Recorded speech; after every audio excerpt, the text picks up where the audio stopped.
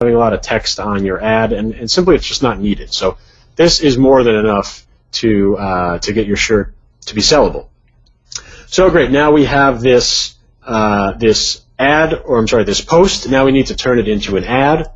So we're going to go to Facebook.com. Actually, just go to my homepage, and we go to our Ads Manager. So it's Facebook.com/ad/manage will get you to this homepage, and clearly this is just one of my test accounts. Remember, we were in here earlier to go to Audience Insights. All we need to do now is click Create Ad. So it's going to load the Ad Manager here, and it's going to show you the different ad objectives. I'll speak briefly about the different ad types that you might want to consider. Boost Your Post. This is otherwise known as a Page Post Engagement or PPE ad. And this is simply going to try to get more engagement, as in likes, shares, comments. So, this kind of used to be the go-to ad type, but nowadays, most people are skipping this. You have Send to Website. So this is a Clicks to Website ad, otherwise known as CTW. And this is, the real traditional ad type that you're probably familiar with in terms of online advertising. I'll tell you that we also will skip this. You have Get Video Views, so there's really, one of the cheapest ad types right now on Facebook are video views, and we're getting video views for literally 1/100th of a penny. So you could, imagine how many views you can get for even $5. But the one that I want you to focus on is increased conversions on your website. This is the most important one. This deals with, as I referenced before, the Facebook Conversion Pixel. So we're going to need to install the Pixel before we run this ad. So let's go back into Facebook Ads, and I'll show you how to do that. So this is going to involve a little bit of code. So I don't want you to get overwhelmed. Basically, all we're doing is copying and pasting a few snippets of code. So you go to your Ads Manager, and you go to Tools, and then Pixels. And then when you're in here, I'm just bringing this Notepad document over so I can copy and paste. You're going to go to Actions and View Pixel Code. And you see all this code right here. You're going to copy this, select this whole thing, copy it, and just bring it into a WordPad document for now, or Notepad, whatever you want. Okay, this is what's called your base pixel code. So we need to take this and copy it, and now we're going to come back into our Shopify backend, and we're going to go to Settings. We're going to go to Online Store, and we're going to go to Themes. Now, this base pixel code. This needs to sit on every single page of your site. So in order for the pixel to be installed correctly, this needs to show up on every page. So to do that, we're going to have to edit code. We actually only need to edit one code file. So you go to your themes thing, and remember this was our theme panel. Instead, we're going to click these three dots, and we're going to click Edit HTML CSS. Now we need to find the theme.liquid file, and we need to find the closing head tag. This is what a closing head tag looks like. The little backslash in front, that means closing. So we're just going to simply put our cursor above it, press Enter a few times for some space, and paste in our base pixel code, and press Save. So that's it. That's the only code that you need to edit in terms of editing these theme files. So you save that. That's enough. Now we need to go to Settings, and we're going to go back to Checkout, and we're going to scroll down to this box that I referred to before, the Additional Contents and Script box. Now we need to do a little modification to this base code. So we put the base code on every page of our site by putting it in theme.liquid. Now we need to give the specific code for purchases. Now you see over here this says track. So this is the action that it's tracking, and that action is page views. Again, we need to have that action on every page, but we only want to have the purchase action show up on the confirmation page. Right? I mean, we don't need the purchase action to show up when someone visits a page. That would be incorrect data. So we only need the purchase action to show up on the checkout page, and this is where you put the content that you want to show up on the checkout.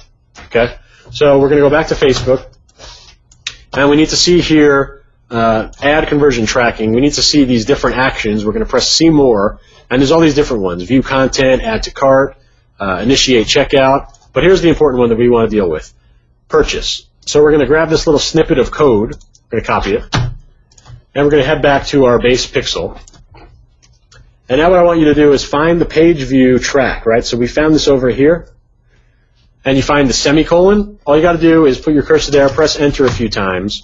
And now you want to paste in this purchase tracking code.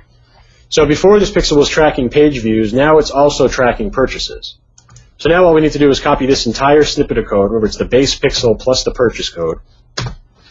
Go back into Shopify, in the settings and checkout box, and paste in your code. That's it. Press save, and now you're done. Now I'll just prove to you that the code is in here. I'm going to reload this. I'm going to right-click and go to View Page Source, and I'm going to scroll down a little bit, and I'm going to look for that actual code, and here it is. Here's the Facebook pixel page view. Remember, this is just on a product page, so we don't have the purchase pixel shown. So that's how easy it is to install the pixel. If someone asks me about Trackify or whatever, please save your money. I mean, that, all that does is exactly what I did right now. So save your money. You don't need Trackify. You don't need that app or whatever. Just go and install the code. Okay, so now we have our pixel in there. If I lost you guys, it's certainly, it might be the first time that you guys are looking at code, and that's okay. But, if you aren't comfortable doing code, then you're going to have to pay for one of those apps to install it. But, it really frustrates me to have to pay for that because, like I said, this took us like 2 minutes, and we kind of solved all that. Okay, so now we can go back into Facebook and actually complete our ad. Let's see where it is now. I think it's this one. I don't know where it is. Let me find it again. I'm just going to go back in.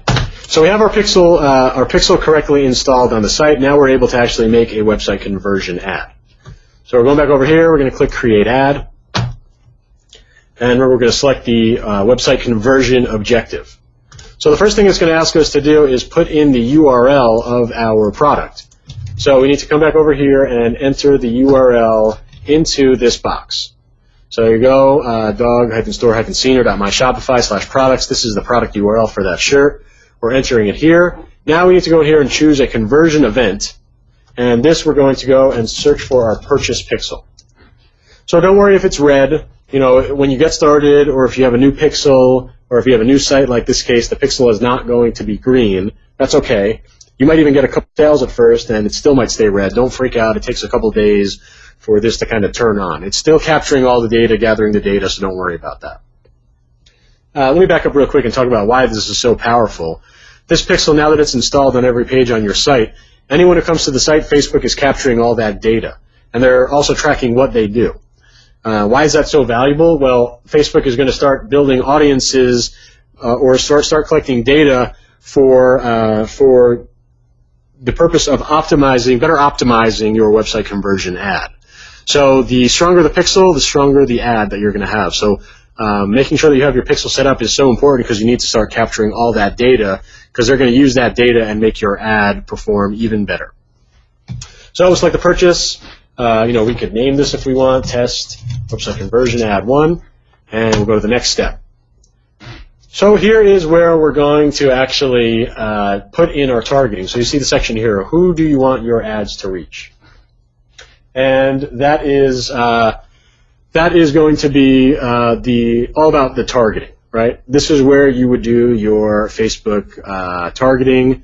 And remember, right from when we started, when we were in Audience Insights, we saw that there are 40 to 50 million people that we can target.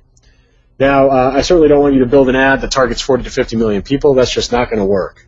Now, think about how the website conversion ad works. Basically, they're going to go and take your audience, and they're going to use any website conversion pixel data that they have to kind of pinpoint the best people inside that audience. So we don't want to give a 40 million person audience. It's going to be too hard for Facebook to optimize that, especially when we're only going to be doing $5 a day. And $5 is all you need to start. So, we're not talking about massive investments here. So what I teach my students is to find similar interests within the niche. So I'm looking for subcategories within the niche. And in this case, I'm not talking about breeds, but I'm talking about categories within the dog niche. So that could be things like rescue centers.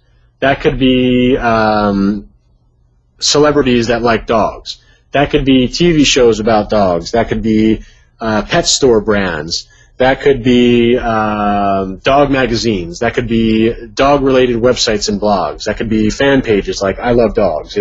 Whatever it is, that's you want to group similar interests. So how about we do an interest group about, let's see, how about